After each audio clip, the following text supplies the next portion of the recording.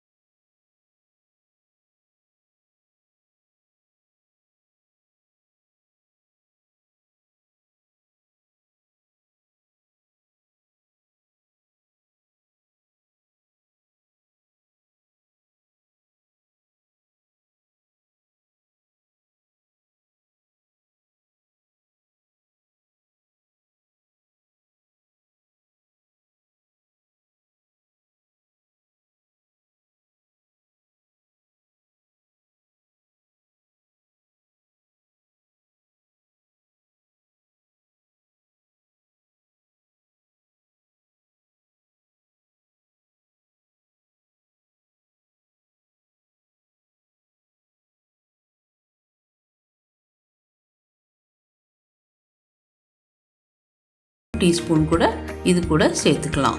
அடுத்தது நான் ஆட் பண்ண போகிறேன் ஆலிவ் ஆயில். இப்போ உங்கள்கிட்ட ஆலிவ் ஆயில் இல்லைன்னா டோன்ட் வரி, அதுக்கு பதில் நீங்கள் எந்த ரிஃபைன்ட் ஆயில் வேணாலும் யூஸ் பண்ணிக்கலாம்.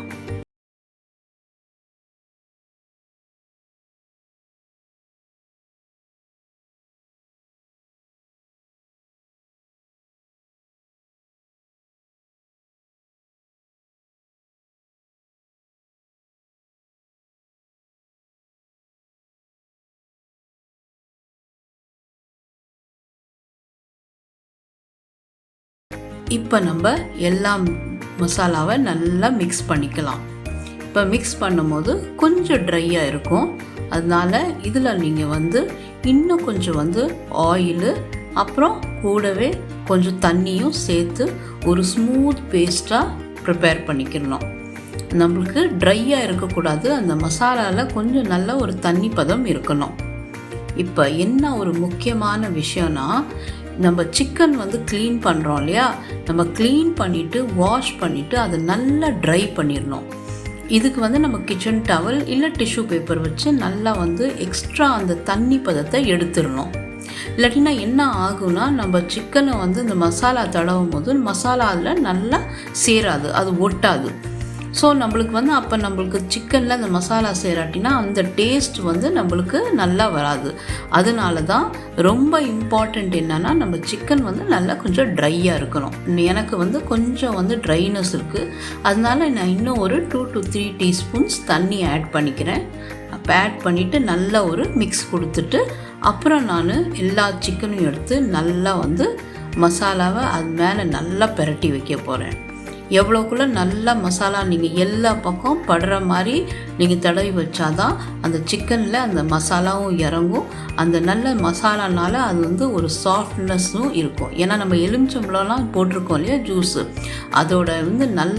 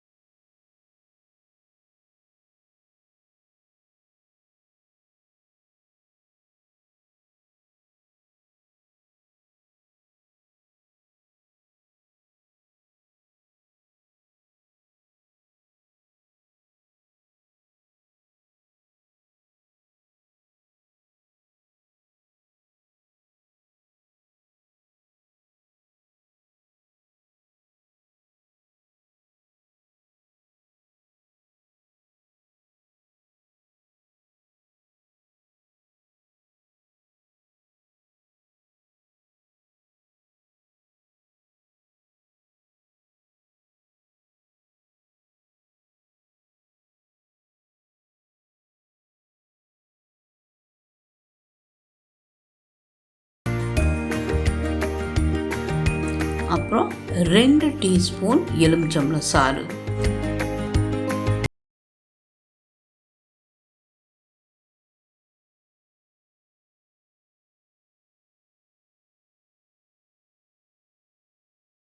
நம்ம மிக்சியில் கிரைண்ட் பண்ணிக்குவோம்.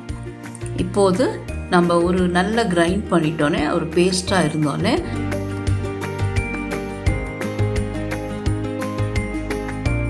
நம்ம வந்து ஆயில் சேர்ப்போம். இந்த ஆயில் கூட நம்ம வந்து 1/2 கப்பு ஆயில், ரிஃபைண்ட் ஆயில் தான் நான் யூஸ் பண்ணுறேன். அந்த 1/2 கப்பு ஆயில் வந்து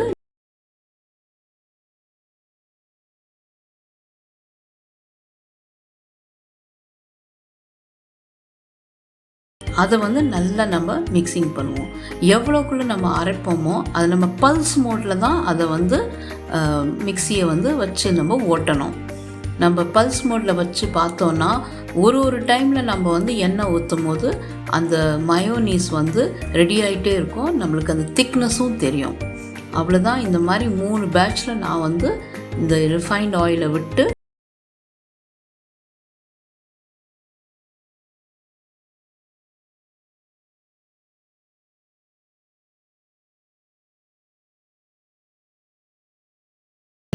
அந்த வெள்ளை கருவை மாத்திரம் செப்பரேட் பண்ணிவிட்டு அந்த வெள்ளை கருவை மாத்திரம் இதில் வந்து ஆட் பண்ணிக்கிடுவோம்.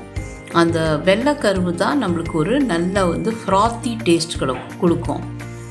இப்போ நம்ம வந்து இந்த மிக்சியை நல்லா வந்து எல்லாம் சேர்கிற மாதிரி நல்லா ஒரு கிரைண்ட் பண்ணிக்கலாம். ஒருத்தர் நீங்கள் நல்லா அது மிக்ஸ் ஆகிட்டோன்னே அதில் நிறைய பபிள்ஸ் இருக்கும். நல்லா நம்மளுக்கு வந்து சூப்பரான மயோ வந்து ரெடி ஆயிடுச்சு. இந்த மயோவில் நீங்கள் கொஞ்சம் டொமேட்டோ சாஸ் சேர்த்திங்கன்னா அது ஒரு டேஸ்ட் கொடுக்கும். ஸோ இது ஷெஸ்வான் சாஸ் சேர்த்திங்கன்னா அது ஒரு காரம் டேஸ்ட் கொடுக்கும். நான் வந்து ஒரு பேன் எடுத்திருக்கேன். அந்த பேனில் நான் வந்து ஒரு 2 டீஸ்பூன் தான் ஆயில் விட போகிறேன். வாங்க, நான் 2 பீசஸ் முதல்ல போட்டு நல்லா ஃப்ரை பண்ணுறேன். ஏன்னா நம்மள்கிட்ட ஒரு 8 to 9 பீசஸ் இருக்கிறதுனால நான் இதை 2 பேட்சஸில் ஃப்ரை பண்ண போகிறேன். சிக்கனை வந்து நம்ம எப்பயுமே ஜாஸ்தி நேரம் குக் பண்ண அவசியம் இல்லை. அது குவிக்காக வந்து நல்லா குக் ஆயிரும். ஒன்று ஏன்னா இது மேரினேட் ஆகிருக்கு, அதில் லெமன் சாரெலாம் இருக்கிறனால அது சீக்கிரமே அது வந்து குக் ஆயிரும். எப்பயுமே நம்ம ஜாஸ்தி குக் பண்ணால் சிக்கன் வந்து கொஞ்சம் ரப்பரி ஆயிரும்.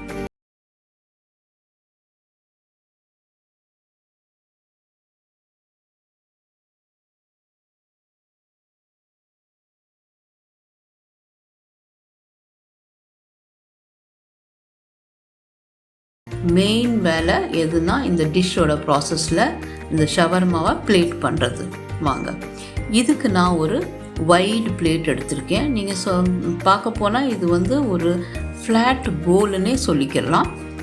அதில் நான் வந்து சைனீஸ் கேபேஜை வச்சு ஒரு பெட்டு மாதிரி அரேஞ்ச் பண்ணியிருக்கேன். அந்த ஃபுல் ஷவர்மா வந்து அந்த கேபேஜுக்கு மேலே தான் வைக்க போகிறேன்.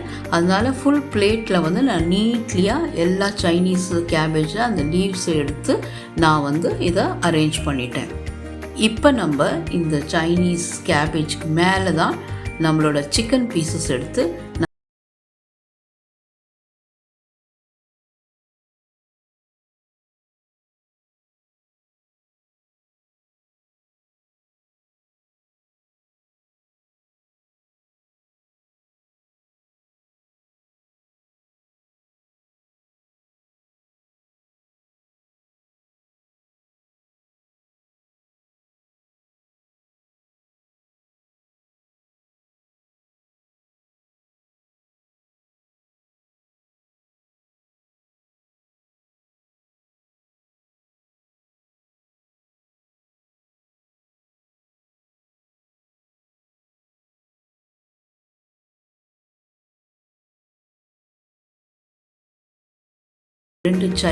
சிக்கனுக்கு சைடில் நான் வந்து இதை லே பண்ண போகிறேன். பாருங்கள், நான் எப்படி ஸ்லைசஸை அரேஞ்ச் பண்ணியிருக்கேன்.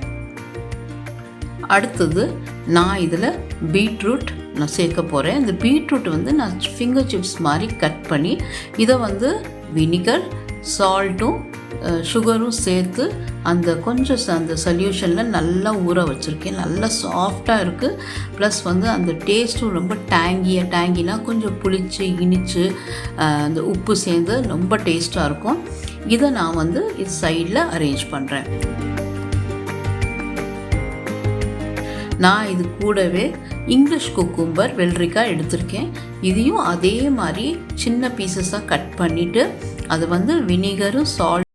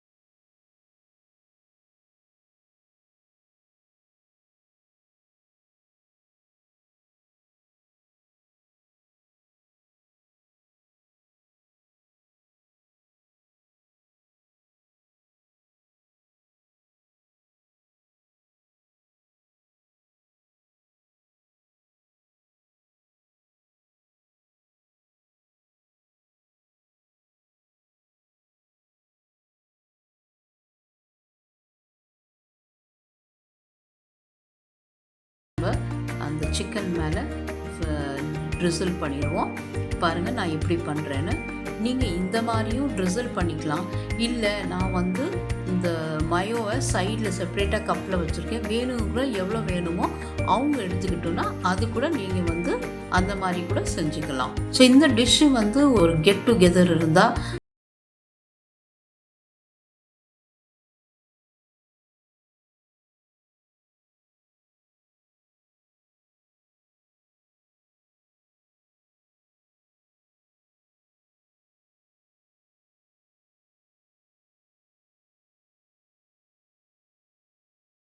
கமெண்ட்ஸில் சொல்லுங்கள் எப்படி இருந்தது.